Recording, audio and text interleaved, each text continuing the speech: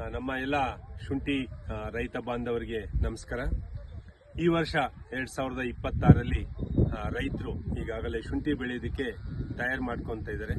ನಮ್ಮ ಹೆಸರು ಪ್ರಸನ್ನ ಕುಮಾರ್ ಅಂತೇಳಿ, ಇಂಡೋಫಿಲ್ ಕಂಪ್ನಿ ಮ್ಯಾನೇಜರು. ನಾವು ಹಾಸನದಲ್ಲಿದ್ದೀವಿ. ಈ ರೀತಿ 2026ರಲ್ಲಿ ಶುಂಠಿ ಯಾವ ರೀತಿ ಬೆಳಿಬೇಕು ಮತ್ತು ಯಾವ ರೀತಿ ಬೀಜೋಪಚಾರ ಮಾಡ್ಬೇಕಂತೇಳಿ ಹೇಳ್ಕೊಡ್ತೀವಿ ನಾವು. ಮೊದಲನೇದಾಗಿ ನಮ್ಮ ರೈತರು ಶುಂಠಿ ಬೀಜೋಪಚಾರ ಅತಿ ಮುಖ್ಯ. ಶುಂಠಿ ಬೀಜವನ್ನು ನೀವು ಸೆಲೆಕ್ಟ್ ಮಾಡ್ಕೋಬೇಕಾದ್ರೆ ಬೆಳೆ ಕನಿಷ್ಠ ಅಂತಂದರೆ 10ರಿಂದ 11 ತಿಂಗಳಾಗಿರಬೇಕು.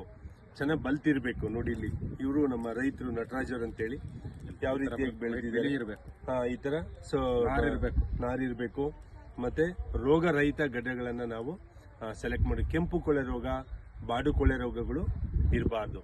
ಹಿಂದಿನ ವರ್ಷ 2025ರಲ್ಲಿ ಪೆರಿಕ್ಯುಲೋರಿಯಾ ಒಂದು ಎಲೆ ಚುಕ್ಕೆ ರೋಗ ಬಂದು ಎಲ್ಲ ಕಡೆನೂ ಕೂಡ ತುಂಬ ಡ್ಯಾಮೇಜ್ ಆಗಿದೆ. ಆದ್ದರಿಂದ ಈ ವರ್ಷ ನೀವು ಬೀಜೋಪಚಾರ ಅತಿ ಮುಖ್ಯವಾಗಿರುತ್ತೆ. ನಾನೀಗ ಮುಂದೆ ತಿಳಿಸ್ಕೊಡ್ತೀನಿ ಬೀಜೋಪಚಾರ ಯಾವ ರೀತಿ ಮಾಡಬೇಕು ಅಂತೇಳಿ. ಮೊದಲನಾಗಿ ನೀವು ಬೀಜ ಸೆಲೆಕ್ಟ್ ಮಾಡ್ಬೇಕಾದ್ರೆ ಬೆಳೆ 10ರಿಂದ 11 ತಿಂಗಳಾಗಿರಬೇಕು. ನೀವು ನಾಟಿ ಮಾಡೋದಕ್ಕಿಂತ ಮುಂಚೆ 1 ತಿಂಗಳು ನೀವು ಬೀಜವನ್ನು ತೆಗಿಬೇಕು.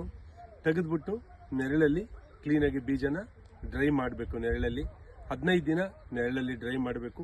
ನಾಟಿ ಮಾಡೋದಕ್ಕಿಂತ ಮುಂಚೆ 15 ದಿನ ಮುಂಚೆ ನೀವು ಬೀಜೋಪಚಾರ ಮಾಡಿ ಮತ್ತೆ ಅದನ್ನು ನೆರಳಲ್ಲಿ ಒಣಗಿಸಿ ಮೊಳಕೆ ಬಂದ ನಂತರ ನೀವು ನಾಟಿ ಮಾಡಬೇಕು. ಈ ಪದ್ಧತಿಯನ್ನು ದಯವಿಟ್ಟು ಕೂಡ ಎಲ್ಲರೂ ಅನುಸರಿಸಲೇಬೇಕು.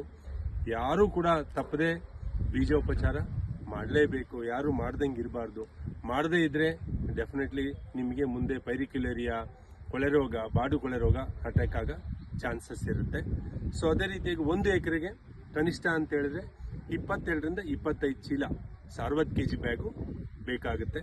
ಅದನ್ನು ನಾನು ಹೇಳಿದ್ದೀನಿ ನಿಮಗೆ. 1 ತಿಂಗಳು ಮುಂಚೆನೇ ನೀವು ತೆಗಿಬೇಕು. 15 ದಿನ ನೆರಳಲ್ಲಿ ಒಣಗಿಸ್ಬೇಕು. ಅದು 15 ದಿನ ಅದಾದ ನಂತರ 15 ದಿನ ಮುಂಚೆನೇ ಬೀಜೋಪಚಾರ ಮಾಡಿ ಮತ್ತೆ ನೆರಳಲ್ಲಿ ಅದನ್ನ ಇಟ್ಟು ಮೊಳಕೆ ಬಂದ ನಂತರ ನಾಟಿ ಮಾಡಬೇಕು. ಈಗ ನಿಮ್ಗೆ ಯಾವ ರೀತಿ ಬೀಜೋಪಚಾರ ಮಾಡಬೇಕು ಅಂತೇಳಿ ತಿಳಿಸ್ಕೊಡ್ತೀನಿ.